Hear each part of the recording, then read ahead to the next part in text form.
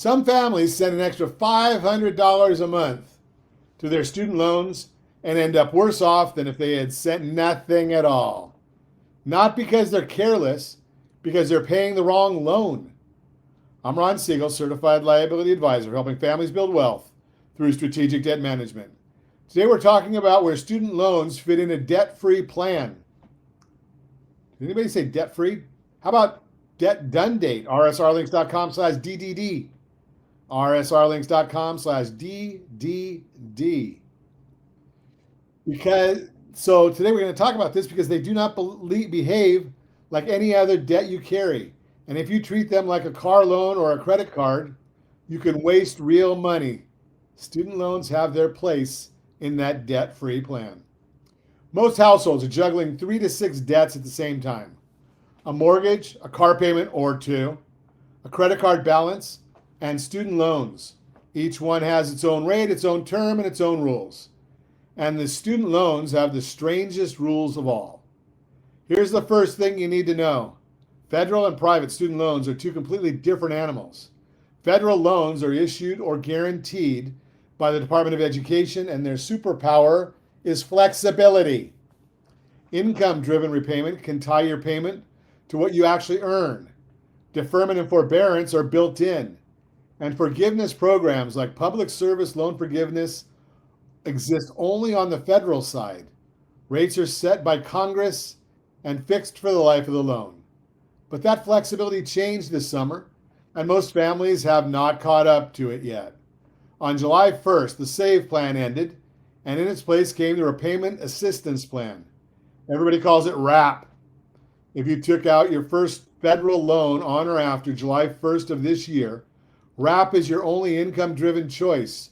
Your payment runs from 1% to 10% of your adjusted gross income, and the floor is $10 a month, not zero. $10.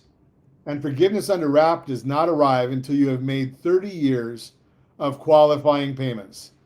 If your loans are older than that, income-based repayment is still available, and it can still calculate all the way down to zero in a rough stretch. As you pay as you earn and income contingent repayment are still around too. Both of those end July 1st, 2028.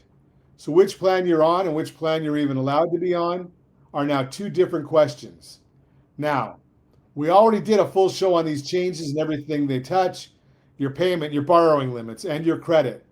We put the whole breakdown into one paper.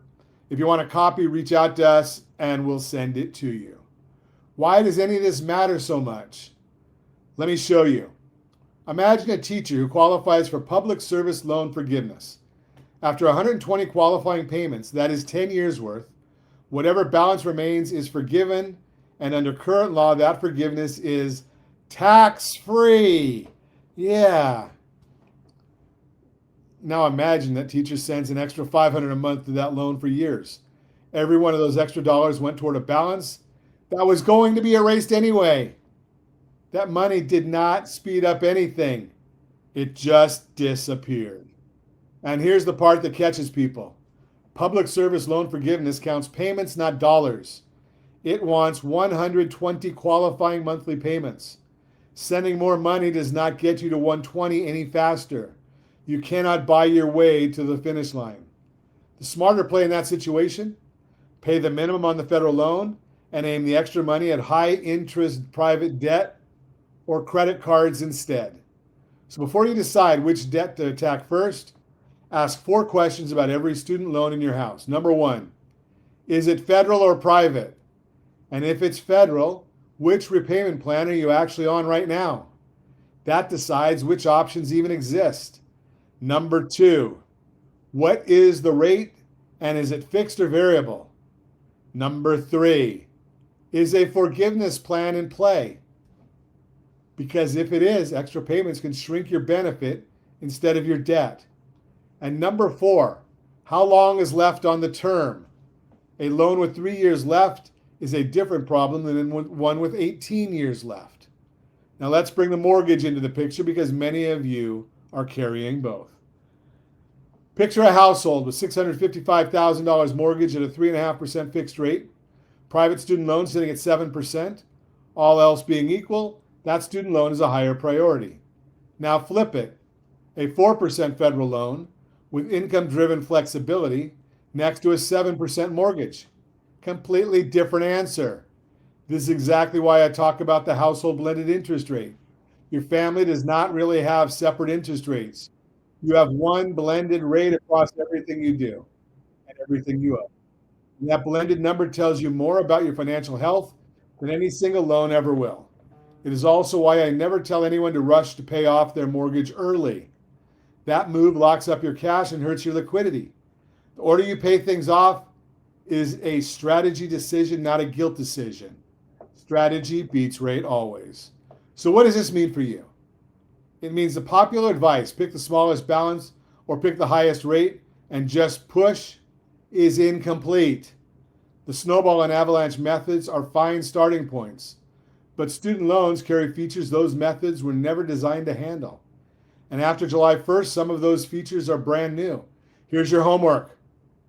Pull out every loan you have. Write down the servicer, the type, the rate, the payment, the balance, and the term.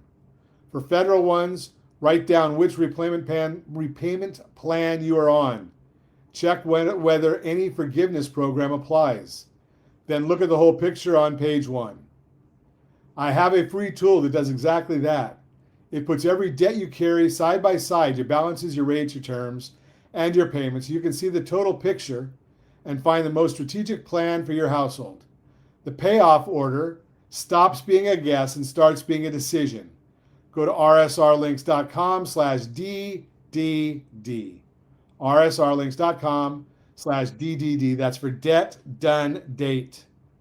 I'm Ron Siegel, your certified liability advisor, helping families build wealth through strategic debt management.